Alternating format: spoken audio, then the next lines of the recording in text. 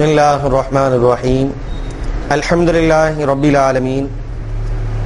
As-salatu was-salamu ala rasulika Sayyidina Muhammadin sallallahu alayhi wa sallam wa ala alihi wa ashabihi ajma'in. Amma ba'd. Ya ayyuhan nas usikum ibadallah wa iyaya awwalan bi taqwallah. قال الله تعالى في القرآن العظيم والفرقان المجيد أعوذ بالله من الشيطان الرجيم بسم الله الرحمن الرحيم شهر رمضان الذي أنزل فيه القرآن هدى للناس وبينات من الهدى والفرقان فمن شهد منكم الشهر فليصم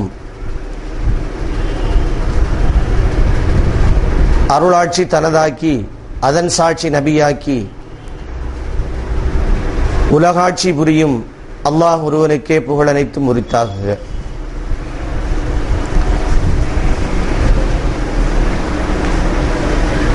சர்க்குருநாதர் சர்வலோக தூதர் நபிகள் கண்மணி நாயகம் ஸல்லல்லாஹு அலைஹி வஸல்லம் அவர்கள் முதல் சஹாபாக்கள், தாபியீன்கள், தபா தாபியீன்கள், ஷுஹதாக்கள், சாலிஹீன்கள், குறிப்பாக நம் அனைவர்கள் மீதும் அல்லாஹ்வின் அருளும் கருணையும் சலாத்தும் சலாமும் என்றென்றும் உண்டாவதாக என்ற துஆவோடு இஸ்லாத்தினுடைய முகமனாகிய சலாத்தினை கூறி துவங்குகிறேன். அஸ்ஸலாமு அலைக்கும் வரஹ்மத்துல்லாஹி தஆலா வ பரகாத்துஹு. கண்ணியம் நிறைந்த நேயர்களே,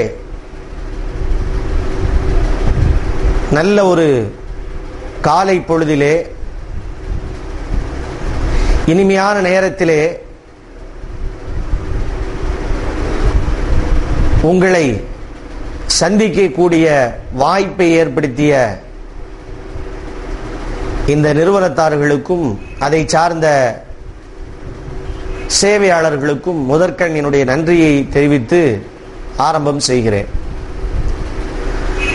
கண்ணியம் நிறைந்தவர்களே, ரமலானுடைய மாதம், ரமலானுடைய மாதத்திலே ரமலான் பற்றிய நிறைய கருத்துக்களை நாம் கேட்டிருப்போம். அல்லாஹ்விற்கும் அவனுடைய அடியார்களாகிய நமக்கு மத்தியிலே, இறைவனுக்கும் நமக்கு மத்தியிலே இருக்கக்கூடிய தொடர்பிலே நமக்கு இறைவனால் வழங்கப்படக்கூடிய சலுகைகள் என்னென்ன, அவரால் நமக்கு கொடுக்கப்படக்கூடிய கிருபைகள் என்னென்ன, அவனால் வழங்கப்படக்கூடிய என்னென்ன நற்பண்புகள் இருக்கிறது என்பதை நமக்கு சொல்லக்கூடிய ஒரு நல்லதொரு காலம். நமக்கும் அல்லாஹ்விற்கும் மத்தியில் இருக்கக்கூடிய அன்பை முதலில் நாம் எடுத்துக் கொள்ளுங்கள். இந்த அன்பு எப்படிப்பட்டது என்று சொன்னால், ஒரு தாயினுடைய அன்பு, இமாம் ராசி ரஹ்மத்துல்லாஹி அலைஹி அவர்கள் சொல்லுகிறார்கள், ஒரு தாயுடைய அன்பை ஒரு பங்காக வைத்துக் கொண்டால் இதுபோன்று 99 பங்குகளுக்கும் அதிகமான கிருபை உடையவன் அல்லாஹ் தன்னுடைய அடியார்கள் மீது என்று சொல்லுகிறார்கள். அன்பை 100 பங்காக ஆக்கி அதுல ஒரு பங்கத்தான் இந்த உலக மக்களுக்குரிய பங்காக அல்லாஹ் கொடுத்திருக்கிறான். இந்த உலகத்துல எத்தனை பேர் இருக்காங்களோ, எத்தனை பேர் மேல அன்பு வச்சிருக்கிறாங்களோ, தாய் மகனுடைய அன்பாக இருந்தாலும் சரி, தாயினுடைய குழந்தைகளுடைய அன்பாக இருந்தாலும் சரி, தகப்பன் குழந்தைகள் மீது வைத்திருக்கக்கூடிய அன்பாக இருந்தாலும் சரி, கணவன் மனைவியின் மீது வைத்திருக்கக்கூடிய அன்பாக இருந்தாலும் சரி, சகோதர சகோதரிகளுக்கு மத்தியில் இருக்கக்கூடிய அன்பாக இருந்தாலும் சரி, ஏன் உள்ளம் கவர்ந்த காதலியுடைய அன்பாக இருந்தாலும் சரி, உலகத்திலே எத்தனை அன்புகள் இருக்கிறதோ அத்தனையினுடைய அன்பையும் எடுத்துக்கொண்டாலும் அவைகளெல்லாம் 100ல் 1 தான் அல்லாஹ்வுடைய அன்பிற்கு முன்பதாக. அப்போ இந்த 100ல் 1 தான் இந்த நாம பார்க்கக்கூடிய இந்த அன்பு 99 மடங்கு அதிகமான அன்பை அல்லாஹ் வைத்திருக்கிறான். தாயினுடைய அன்பு எந்த அளவுக்கு அப்படிங்கறத நாம எல்லாரும் ஹதீஸ்களை நாம நிறைய கேள்விப்பட்டிருப்போம், நாம நேரடியாகவும் நாம பார்த்திருப்போம். தாயினுடைய அன்புக்கு எதுவுமே கிடையாது. ஸல்லல்லாஹு அலைஹி வஸல்லம் அவர்கள் ஒருமுறை சஹாபாக்களுக்கு மத்தியிலே பேசிக் கொண்டிருக்கிறார்கள்.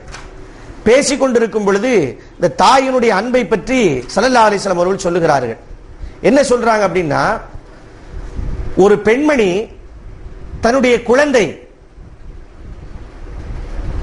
அசரூன ஹாதிஹி ஒரு பெண்மணியை குறித்து நபிகள் நாயகம் ஸல்லல்லாஹு அலைஹி வஸல்லம் சொல்கிறார்கள், தாரிஹத்துன் வலதஹா ஃபின்னாரி. இந்த பெண்மணி நெருப்பிலே தன்னுடைய குழந்தையை போடுவதற்கு சம்மதிப்பாளா என்று ஒரு பெண்மணியை சுட்டிக்காட்டி ஸல்லல்லாஹு அலைஹி வஸல்லம் அவர்கள் கேட்கிறார்கள். அப்போ அவர்களுடனே இருந்த தோழர்கள் எல்லாம் கைஃப துத்ரஹு ஃபின்னாரி, எப்படி ஒரு தாய் தன்னுடைய குழந்தையை நெருப்பில் கொண்டு போடுவா?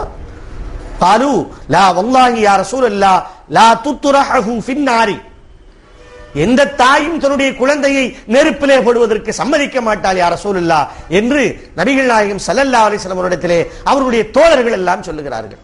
உண்மை அதுதானே, ஒரு தாய் நெருப்புல போடுறதில்ல, பிள்ளைக்கு தாய் பக்கத்துல அது தூங்கிக்கிட்டு இருக்குது, தூங்கி கொண்டிருக்கும் பொழுது குழந்தையை அறியாமல், குழந்தைன்னு சொன்னாலே அதுக்கு தெரியாதுல என்ன நடக்கும் சொல்லி, குழந்தை அறியாமல் என்ன செய்கிறது, கால் கையை கொஞ்சம் ஆட்டுகிறது. அப்ப ஆட்டும் பொழுது தூங்கி கொண்டிருக்கக்கூடிய தாய் எழுந்து குழந்தைக்கு என்ன ஆகிவிட்டது என்று குழந்தையை சுற்றி சுற்றி பார்க்கக்கூடிய பண்பு நிறைந்த அன்பு தாய் தான் தாய் என்பது. தன்னுடைய தூக்கத்தை எல்லாம் துளைத்து குழந்தையினுடைய சுகம் ஒன்றே நோக்கம் என்று வாழக்கூடியவள் தாய். நாம தூங்கிக்கிட்டே இருப்போம் குழந்தையா இருக்கும் பொழுது, தாய் தூங்க மாட்டா. தாய் ஒரு நம்ம படுத்து தூங்கணும்னு சொன்னா, ஒரு ஆள் படுத்து தூங்குறதுக்கு ஒரு 2 அடி 3 அடியாவது நம்மளுக்கு வேணும்.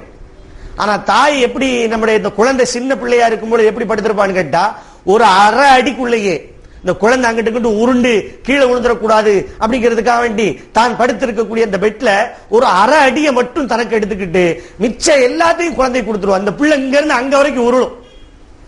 ஆனா அந்த தாய் அந்த ஓரத்தை விட்டு உள்ளேயும் போக மாட்டா, ஓரத்துல இருந்து பிறலா கூட உடம்பு அப்படியே உருட்டிக்கிட்டு தான் செய்வா.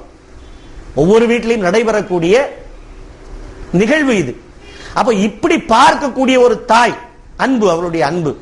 நபிகள் நாயகம் ஸல்லல்லாஹு அலைஹி வஸல்லம் அவர்கள் சொல்லுகிறார்கள், இந்த வல்லாஹி லில்லாஹி, அல்லாஹ்வின் மீது ஆணையாக, அல்லாஹ் எப்படிப்பட்டவர் என்று சொன்னால், அர்ஹமு பி இபாதிஹி மின் ஹாதிஹி பி வலதிஹா,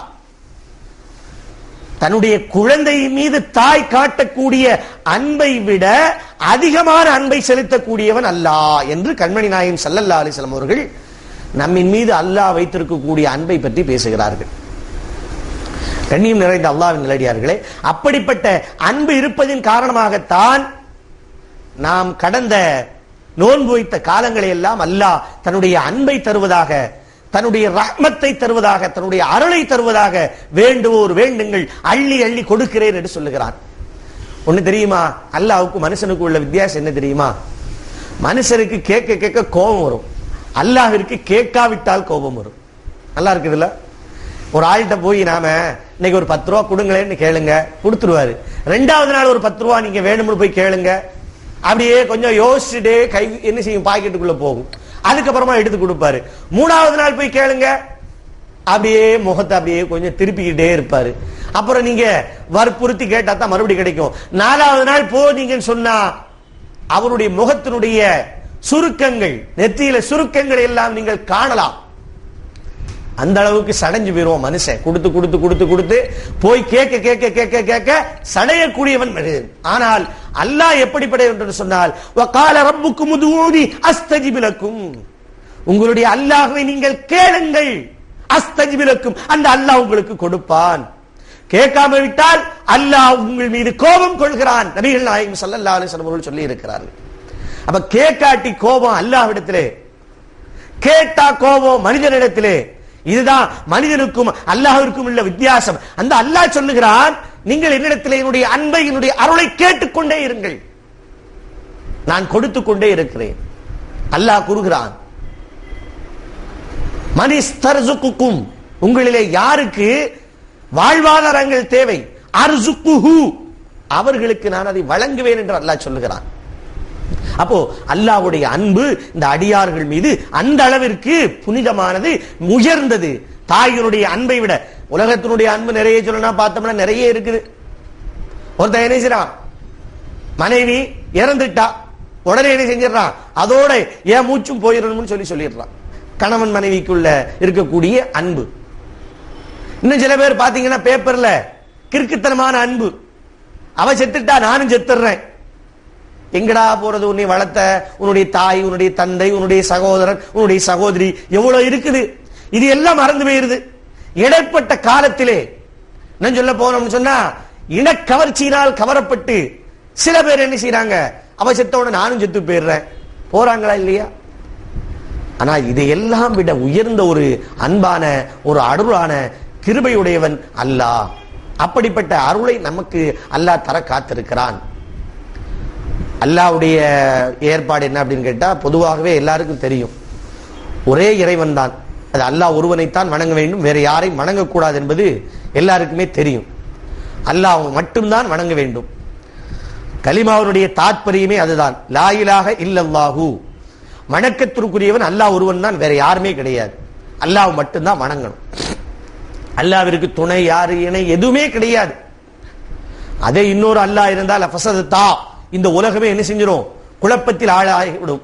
இப்ப உதாரணத்துக்கு நம்மளுடைய நம்பிக்கை என்ன அப்படின்னு கேட்டா, இந்த உலக எல்லாமே அல்லாஹ்வை கொண்டு இயங்குகிறது, கடவுளுடைய இறைவனுடைய கட்டளைக்கு இணங்க இயங்குகிறது. 2 பேர் இருக்காங்கன்னு வச்சுக்கோங்க. 2 பேர் இருந்தா ஒரு ஆள் சொல்லுவான், ஏய் சூரியன் கிழக்கு இருந்து உதிச்சுக்கோ, மேற்கு போய் மற. இன்னொரு ஆள் சொல்லுவான், நீ மேற்கு இருந்து ஊதி கிழக்கு போய் மறைஞ்சுக்கோ. நடக்குமா? இல்ல ஃபஸததா, இதுதான் இந்த உலகமே என்ன செஞ்சிடும், குழப்பமாக ஆகிவிடும். ஏங்க அவ்வளவு தூரம் போனோம்? ஒரு நாட்டுல 2 பிரசிடென்ட் வச்சு பாருங்க. ஒரு பிரசிடென்ட் ஒரு கருத்தை சொல்லுவாரு, இன்னொருத்தர் ஒரு கருத்தை சொல்லுவாரு, நாட்டுல என்ன நடக்கும்? ஒரு வீட்டுல 2 தலைமையை வச்சு பாருங்களேன், 2 பேர்ட்ட பொறுப்பை கொடுத்து பாருங்களேன். ஒருத்தர் நம்ம சொல்லுவாங்களா இல்லையா தமிழ்ல, வெட்ட கீழ்க்கிறான் ஒருத்தன், தண்ணி கீழ்க்கிறான் ஒருத்தன், பிறகு எப்படி கூடி காரியம் நடக்கும்? ஒரு காரியமும் நடக்காது. அப்போ இஸ்லாமிய கோட்பாடு தீனுடைய அடிப்படை அல்லாஹ் ஒருவன் தான், அதுல எந்த இதுவும் கிடையாது. இப்படி அல்லாஹ் ஒருவனை ஏற்றிருக்க வேண்டிய மனிதன் என்ன செய்யறான், அல்லாஹ் அல்லாதவர்களையும் ஏற்றிருக்கிறார்கள். அல்லாஹ் அல்லாதவர்களை ஏற்றிருக்கக்கூடிய ஒரு மனிதன் என்ன சொல்றான், தன்னுடைய கஷ்டமான ஒரு சூழ்நிலை ஏற்படுகிறது. கஷ்டம்னு சொன்னா கடுமையான ஒரு இக்கட்டான ஒரு நிலை, அவனால என்ன செய்ய முடியல, சமாளிக்க முடியாத ஒரு சூழ்நிலை. அந்த சமாளிக்க முடியாத அந்த சூழ்நிலையில அவன் என்ன செய்யறான் அப்படின்னு கேட்டா, தான் வணங்கக்கூடிய, தான் இபாதத்து செய்யக்கூடிய அந்த மஅபூதை அழைக்கிறான்.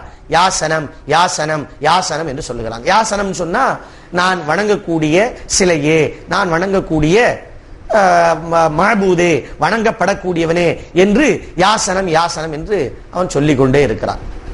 யாசனம் யாசனம் என்று சொல்லிக் கொண்டே இருக்கும் பொழுது அவனுக்கு அந்த கஷ்டம் போற மாதிரி தெரியல. தூக்கம் இல்ல, உணவில்ல, குடிக்கல, எதுவுமே செய்யல. ஆனா எந்த நேரம் பார்த்தாலும் யாசனம்ங்கிறத மட்டும் சொல்லிக்கிட்டே இருக்கிறான். இப்படி சொல்லிக்கிட்டு இருக்கும் போது ஒரு நாள் என்ன செய்யறான், யாசனம் என்பது சொல்வதற்கு பகரமாக அல்லாஹ்வுடைய பெயர்கள் 99 இருக்கிறது. அல்லாஹ்விற்கு பண்பு பெயர்கள் என்பது 99 இருக்கிறது. அல்லாஹ்வுடைய தன்மைகளை சொல்லக்கூடியது. இப்ப உதாரணத்துக்கு யா கரீம் என்று ஒரு பெயர் இருக்கிறது. யா கரீம் என்று சொன்னால் அந்த பண்புக்கு அல்லாஹ்விடத்தில் இருக்கக்கூடிய சங்கை என்ற பண்பை குறிக்கக்கூடியது யா கரீம் என்பது. அதே போல அல்லாஹ்விற்கு யா ரஸாக் என்று ஒரு பெயர் இருக்கிறது, பண்பு பெயர். அந்த யா ரஸாக் என்று சொன்னால் என்னுடைய வாழ்வாதாரங்களை கொடுக்கக்கூடியவனே என்ற அர்த்தம். இப்படி 99 பண்பு பெயர்கள் இருக்கிறது.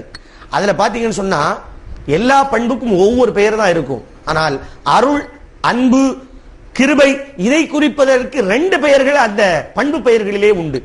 அதிலே சொல்லுவார்கள், நீங்க கூட எல்லாருக்கும் தெரியும், அஸ்மாவுல் ஹுஸ்னா. அஸ்மாவுல் ஹுஸ்னாவுடைய 99 பெயர்களை எடுத்து பார்த்தீர்கள் என்று சொன்னால் அந்த 99 பெயர்களிலே எல்லா பண்புகளுக்கும் ஒவ்வொரு பெயர் இருக்கும். ஆனால் அன்பை குறிக்கக்கூடிய, கருணையை குறிக்கக்கூடிய, அருளை குறிக்கக்கூடிய பண்புக்கு மட்டும் ரஹ்மான் ரஹீம் என்று 2 பெயர் இருக்கும். அப்ப எல்லா, அதாவது அது அதிகமாக அல்லாஹ்விடத்தில் இருக்கிறது என்பதை எடுத்து காட்டுவதற்காக வேண்டி இந்த 2 பண்புகளை அல்லாஹ் தஆலா வைத்திருக்கிறான். அடியார்கள் மீது அன்பு காட்டக்கூடியவன், அருள் காட்டக்கூடியவன், கருணை செய்யக்கூடியவன். அப்ப இந்த 2 பண்பு பெயர்கள் இருக்கிறது அதுக்கு மட்டும். சரி, நம்ம இப்ப அருளை பத்தி தானே பேசிக்கிட்டு இருக்கிறோம், அதனால இதை சொன்னேன். அப்ப இந்த மனிதன் என்ன செஞ்சான், யாசனம் யாசனம் என்று சொல்லி தன்னுடைய கஷ்டங்களை போக்குவதற்காக வேண்டி கேட்டுக்கொண்டே இருக்கிறான். ஆனா கஷ்டம் தீர்ந்த மாதிரியே கிடையாது. சரி, அவன் எதை வணங்குகிறானோ அது பதில் சொன்ன மாதிரியும் இல்லை. இப்படியே இருக்கும் பொழுது தூக்கத்திலேயே யாசனம் என்பதற்கு பகரமாக யா சமது என்று சொன்னான். யா சமது என்பது அல்லாஹ்வுடைய பண்பு பெயர்களிலே இருக்கக்கூடிய ஒரு பெயர். இந்த யா சமது என்ற வார்த்தை அவன் சொன்ன உடனேயே அல்லாஹு தஆலா லப்பைக யா அப்தி என்று சொன்னான். அவ்வளவு நேரம் அவன் வணங்கக்கூடிய அந்த சனம் என்பது எதுவுமே என்ன செய்யல, பதில் சொல்லல. அப்போ இப்போ யா சமத் என்று ஒரு வார்த்தையை அவன் மாற்றி சொன்ன உடனேயே அல்லாஹ் தஆலா என்ன செய்கிறான்? யா அப்தி லப்பைக யா அப்தி என்று அல்லாஹ் சொல்லுகிறான். என்னுடைய அடியானே, நான் ஹாஜராகி விட்டேன், நான் ஆஜராகி விட்டேன், உனக்கு என்ன வேண்டுமப்பா என்பது அதனுடைய கருத்து. இப்ப இது நடக்கும் பொழுது மலக்குமார்கள் இருக்கிறார்கள் அல்லாஹ்வுடனே. மலக்குமார்கள் கேட்டாங்க, யா அல்லாஹ், உனக்கு எதிராக உன்னால் படைக்கப்பட்டதையே இவ்வளவு நாளாக வணங்கி கொண்டிருக்கக்கூடிய ஒரு இணை வைப்பாளன் அவன். அவை தான் வணங்கக்கூடிய, தான் இபாதத்து செய்யக்கூடிய சனமை இவ்வளவு நாளா கூட்டு பார்த்துக்கிட்டே இருக்கிறான். யாருமே என்னன்னே கேட்கல. ஒரே ஒரு வார்த்தை தான் உன்னை கூப்பிட்டான். உடனே லப்பைக யா அப்தின்னு சொல்றிய, இது என்ன யா அல்லாஹ் அப்படின்னு கேட்கும் பொழுது, என்னுடைய அடியான் என்னை அழைத்து விட்டான் அல்லவா, நான் அதனால் லப்பைக யா அப்தி என்று சொன்னேன் என்று அல்லாஹ் சொல்லுகிறான். அதான் யா அல்லாஹ் உன்னை ஒரு தடவை தானே கூப்பிட்டான். ஆனா அந்த சனமை எப்ப பார்த்தாலும் தூக்கத்திலையும் விழிப்பிலையும் சாப்பிடும் போதும் குடிக்கும் பொழுது எந்த நேரமும் கூப்பிட்டுக்கிட்டு இருக்கிறானே, அவன் பதில் சொல்லட்டும், நீ எதுக்கு ஏன் பதில் சொல்ற அப்படின்னு கேட்கும் பொழுது அல்லாஹ் சொன்னானா, அவன் எவ்வளவுதான் கூப்பிட்டாலும் சனம் என்ன செய்ய போறதில்ல, பதில் சொல்ல போறதில்ல, என்னன்னு கேட்க போறதில்ல. அதுக்கு அல்லாஹ் தான் இருக்கும். அது என்னமோ ஒண்ணு என்ன செய்ய போறதில்ல, சொல்ல போறதில்லை. ஆனால் நான் பதில் சொல்லாமல் இருந்திருந்தால், இந்த யா சமது என்பதற்கு நான் பதில் சொல்லாமல் இருந்திருந்தால் எனக்கும் அதற்கும் வித்தியாசம் இல்லாமல் ஆகிவிடும். என்னுடைய அடியான் என்னை அழைக்கும் பொழுது அவன் எவ்வளவு பாவங்கள் செய்தவனாக இருந்தாலும் சரி, அவன் எவ்வளவு பெரிய கொடுங்கோலனாக இருந்தாலும் சரி, அவனுக்கும் என்னுடைய கிருபையை காட்டுவேன் என்று அல்லாஹு தஆலா அந்த இடத்திலே மலக்குமார்களிடத்திலே இந்த அடியார்கள் மீது தான் கொண்டிருக்கக்கூடிய அன்பை அல்லாஹு தஆலா எடுத்து காட்டுகிறான். இதோட ஒரு பெரிய அற்புதம் அல்லாஹ் சொல்லுவான். ஹஜ்ரத் நூஹ் அலைஹிஸ்ஸலாம் என்று ஒரு நபி இந்த உலகத்திலே வாழ்ந்து வந்தார்கள்.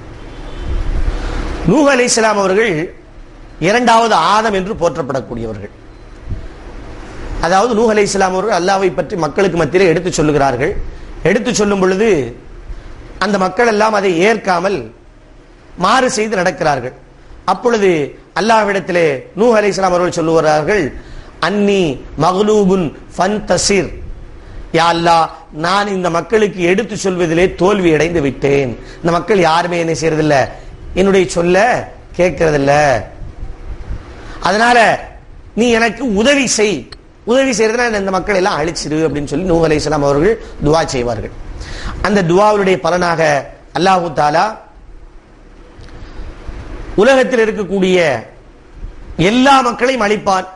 ஏறக்குறைய 80 பேர் மட்டும் அல்லாஹ்வை ஏற்று நூஹ் அலைஹிஸ்ஸலாம் அவர்களையும் ஏற்று வாழ்வார்கள். அவர்களை அல்லாஹ் தஆலா ஒரு கப்பலை கட்டி, அப்பதான் முதல்ல உலகத்திலே கப்பல் உருவாக்கப்படுது. அதுக்கு முன்னாடி கப்பல்னா என்னன்னே தெரியாது. ஒரு கப்பலை அல்லாஹ் தஆலா கட்ட சொல்லுவான். அந்த கப்பல் அந்த 80 பேர்களையும் ஏற்றிக்கொண்டு அல்லாஹ் தஆலா இருக்க சொல்லுவான். அல்லாஹ் அடுத்து சொல்லுவான், ஃபஃபதஹ்னா அபுவாபஸ் ஸமாஇ பிமாஇன் முன்ஹமிர், வானத்தினுடைய வாசல்களை திறந்து தண்ணீரை இறக்கினோம். அப்ப வானம் பொழிந்தது. வஃபஜ்ஜர்னல் அர்ல உயூனன், உலகத்தினுடைய ஊற்றுக்கண்களை திறந்து விட்டோம். ஃபல்தகல் மாஉ அலா அம்ரின் கத் குதிர், அல்லாஹ்வுடைய ஏற்பாட்டின் பிரகாரம் வானத்தினுடைய தண்ணீரும் பூமியிலிருந்து வெளிப்பட்ட தண்ணீரும் ஒன்று சேர்ந்து அந்த மக்களை அழித்ததாக குர்ஆனிலே அல்லாஹ் தஆலா குறிப்பிடுகிறார். ஏங்க கப்பல்ல வானத்திலிருந்து பேஞ்சுனா தண்ணி பேஞ்சுன்னு சொன்னா கப்பலுக்குள்ள போய் போட்டு மூழ்கிரும்ல அப்படின்னு சொல்லி யோசனை ஓடுதா இல்லையா? கீழே தண்ணியில தப்பிச்சுக்கலாம், மேல கூடி தண்ணி ஊத்துச்சுன்னா என்ன செய்யறது? அதுக்கு மேல செட்டை போட்டா முடிஞ்சு போச்சுல. இது என்ன பெரிய காரியமா? இன்னைக்கு கப்பல்லாம் போகுது, மழை பெய்யுது, எவ்வளவோ மழை பெஞ்சாலும் கப்பல் என்ன செய்யுது, கடலுக்குள்ள போய்கிட்டா இருக்கா இல்லையா? வீடு மாதிரி உள்ள உட்கார்ந்துக்கிட்டாங்களா இல்லையா? ரூஃப் போட்டுருவாங்க.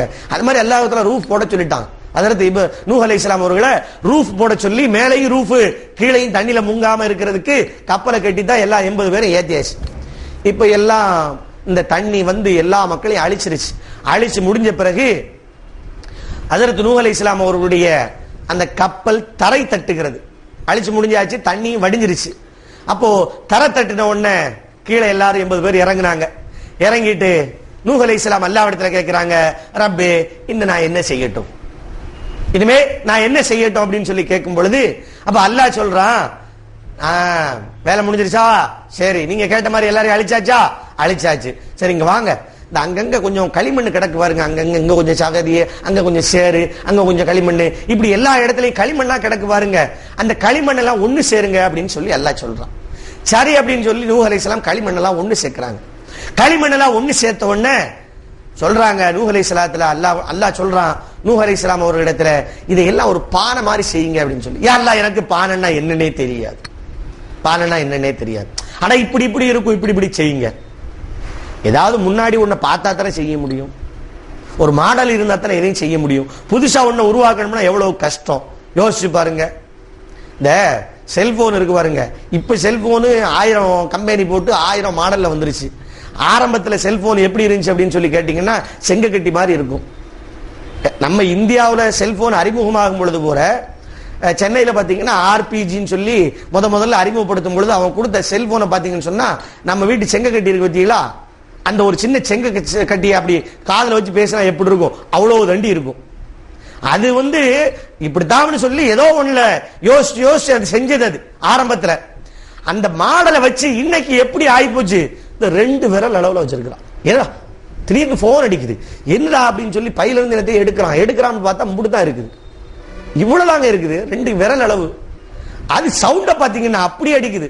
விலையும் பாத்தீங்கன்னு சொன்னா எனக்கு ஒரு 800 ரூபாய் கிடைக்குது. அப்போ இது ஒரு மாடலை வச்சுதான் இவ்வளவு இம்ப்ரூவ்மெண்ட். இன்னைக்கு மாடலே இல்லாம செய்யணும்னு சொன்னா அது எவ்வளவு கஷ்டம். இப்போ நூஹ் அலைஹிஸ்ஸலாம் சொல்றாங்க, பானைன்னா என்னன்னே தெரியாது, நான் எங்க போய் பானையை செய்ய? இல்ல நீங்க செய்யுங்க, மண்ணை குழைங்க, இப்படி இப்படி தட்டுங்க. பானை செய்யக்கூடியவங்க என்னென்ன வேலை செய்வாங்களோ அதெல்லாம் அல்லாஹ் தஆலா சொல்லி கொடுக்குறான், இப்படி இப்படி செய்யுங்கன்னு சொல்லி. ரொம்ப சிரமப்பட்டு செய்யறாங்க. அல்லாஹ் சொன்ன மாதிரி செஞ்சுக்கிட்டே இருப்பாங்க, டுபுக்கு நின்று செஞ்சிடும், உள்ள போயிடும். ஆமா, தெரியாம செஞ்சோம்னு சொன்னா பானை செய்யறதுக்காண்டி அந்த பக்குவமா என்ன செய்யணும், அந்த மண்ணை வார்த்து எடுக்கணும். வார்த்து எடுத்து அதுக்கப்புறம் அதை என்ன செய்யணும், காய வைக்கணும். பக்குவம் இல்லாம நாம செஞ்சோம், நாம போய் ஒரு பானை செஞ்சு பார்ப்போம். நம்மளுக்கு பானைன்னா தெரியும் இன்னைக்கு, இருந்தாலும் நாம ஒரு பானை செய்வோம் சொல்லி மண்ணை குழைச்சு அப்படியே அந்த பானை மாதிரி கொஞ்சம் ஒரு உயரமா செஞ்சு பாருங்க, லபக்கு லபக்கு லபக்கு உள்ளதான் போய் விழும். ஏன்னா நம்மளுக்கு அந்த பக்குவம் தெரியாது. ஆனா அப்படியும் கஷ்டப்பட்டு எதுவுமே தெரியாம அந்த பானையை ஹஜ்ரத் நூஹ் அலைஹிஸ்ஸலாம் அவர்கள் என்ன செஞ்சாங்க, செஞ்சு முடிச்சாங்க. செஞ்சு முடிச்ச உடனே யா அல்லாஹ், நீ சொன்ன மாதிரி பானையெல்லாம் செஞ்சுட்டேன், நான் என்ன செய்யறது? அப்ப அல்லாஹ் சொன்னா, அந்த பானையெல்லாம் படக்கு படக்குன்னு போட்டு உடைச்சிருங்களேன். எப்படி இருக்கும் நூஹ் அலைஹிஸ்ஸலாத்துக்கு? யா அல்லாஹ், என்ன சொல்ற? எவ்வளவு சிரமப்பட்டு எதுவுமே தெரியாம இருந்து நான் அந்த பானையெல்லாம் நான் செஞ்சிருக்கிறேன், படக்கு நீ உடைக்க சொல்றிய, இது நியாயமா, இது அடுக்குமா யா அல்லாஹ்? நூஹ் அலைஹிஸ்ஸலாம் இப்படி கேட்ட உடனே அல்லாஹ் சொன்னா, எப்பா உனக்கு ஒரு நியாயம் எனக்கு ஒரு நியாயம் அப்பா. இந்த மனுஷனை யாருப்பா படைச்சா? யா அல்லாஹ், நீ தான் படைச்ச. இந்த உலகத்தில் இருக்கக்கூடிய எல்லா மனுஷனையும் யார் படைச்சது? அல்லாஹ் தான் படைச்சான். நம்முடைய ஆதிபிதா தந்தை ஆதம் என்று சொல்லப்படக்கூடிய ஆதம் அலைஹிஸ்ஸலாம் அவர்களை யார் படைச்சா? அல்லாஹ் படைச்சான். எப்படி படைச்சான்? மண்ணால தன் கையினால படைத்து அவர்களுக்கு உருவத்தை கொடுத்து ரூஹை கொடுத்து அவர்கள் மூலமாக நம்மை எல்லாம் பிறக்க செய்திருக்கிறான். இது எல்லாரும் ஒத்துக்கொள்ளக்கூடிய ஒரு விஷயம். அப்போ அல்லாஹ் தஆலா சொல்றான், என் கையினால படைத்த இந்த மனிதனை நீ அழிக்க சொல்லி 1 நிமிஷத்துல சொல்லிட்ட, நானும் அழிச்சு போட்டேன். அப்ப எனக்கு எவ்வளவு கஷ்டமா இருக்கும் அப்பா. என்னப்பா இது, நீ உருவாக்குற இந்த பானைக்கு 1 பானை 2 பானை இதை உடைக்கிறதுக்கே உனக்கு இவ்வளவு சங்கடமா இருந்துச்சுன்னு சொன்னா, இந்த உலகத்துல எவ்வளவு பேரை நான் உருவாக்கி விட்டுருக்கிறேன், அத்தனை பேரையும் யா அல்லாஹ் நீ அழிச்சிருன்னு சொன்ன, நானும் அழிச்சிட்டேன். அப்ப என் மனசு எவ்வளவு சங்கடப்பட்டிருக்கும் என்னுடைய அடியார்களை நான் அழிக்கும் பொழுது என்று அல்லாஹ் இந்த அடியார்கள் மீது மனிதர்கள் மீது தான் வைத்திருக்கக்கூடிய அன்பை வெளிப்படுத்தி காட்டுகிறான், அருளை வெளிப்படுத்தி காட்டுகிறான். இதுதான் மனிதனுக்கும் அல்லாஹ்விற்கும் மத்தியில் இருக்கக்கூடிய அன்பு. இந்த உலகத்துல நாம எல்லாரும் என்ன செய்யறோம்? நிறைய தவறுகள் செய்யறோம். தவறுகள் செய்யாத யாராவது சொல்ல முடியுமா? அல்லாஹ் குர்ஆன்ல சொல்றான், வலவ் யுஆஹிதுல்லாஹு الناس பிமா கஸபு மா தரக அலா ظهرها மின் தாபத்தின். இந்த உலகத்தில் நீங்கள் செய்யக்கூடிய அநியாயங்களுக்காக வேண்டி நான் தண்டனை கொடுக்க ஆரம்பித்தால் இந்த உலகத்திலே எதுவுமே மிஞ்சாது என்று கண்மணி அல்லாஹ் ஜல்ல ஷானஹு தஆலா சொல்லக்கூடிய ஆயத் குர்ஆனிலே இடம்பெற்றிருக்கிறது. அப்ப அல்லாஹ் தஆலா நம்மின் மீது எவ்வளவு கிருபை செஞ்சிருக்கிறான், கொஞ்சம் யோசிச்சு பார்க்கணும். கண்ணியத்திற்குரியவர்களே, அப்போ நாம இந்த அல்லாஹ்வுடைய இந்த கருணையை இந்த கிருபையை புரிந்து அவனுக்கு கட்டுப்பட்ட அடியார்களாக நாம் வாழ வேண்டும். அவன் சொல்லக்கூடிய வழிமுறைகளின் பிரகாரம் நம்முடைய வாழ்க்கையை அமைத்து எல்லா மக்களும் இன்புற்றிருக்கக்கூடிய சூழ்நிலையை உருவாக்க வேண்டும். வல்ல ரஹ்மான் அப்படிப்பட்ட நல்ல வாய்ப்பை நமக்கும் எல்லா மக்களுக்கும் தந்து அருள் புரிவானாக. ஆமீன் ஆமீன் யா ரப்பல் ஆலமீன். வாஹிர் தாவானா அல்ஹம்துலில்லாஹி ரப்பில் ஆலமீன். அஸ்ஸலாமு அலைக்கும் வரஹ்மத்துல்லாஹி தஆலா வபரகாத்துஹு.